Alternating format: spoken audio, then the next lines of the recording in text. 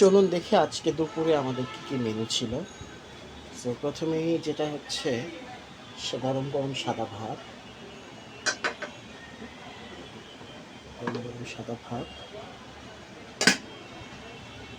আর সাদা ভাতের সাথে ছিল ঢ্যাঁড়স ভাজি,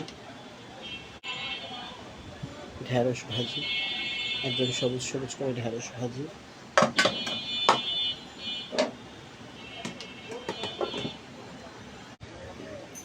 তার সাথে ছিল একদম সবুজ লাউ, মাছ দিয়ে সবুজ লাউ রান্না করেছিলাম। এই যে।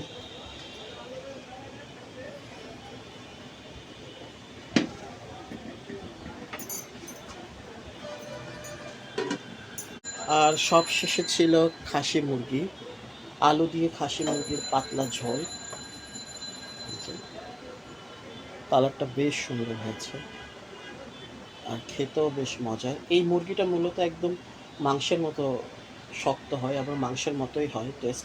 তো এই জন্য এটাকে খাসি মুরগি বলে। এটা আসলে যে অনেক আহ, মুরগি আছে না যেগুলা অনেক ডিম পাড়ার পরে শক্ত হয়ে যায়, অনেক দিন হয়ে যায় বয়স, ওগুলাকে আর কি বলে।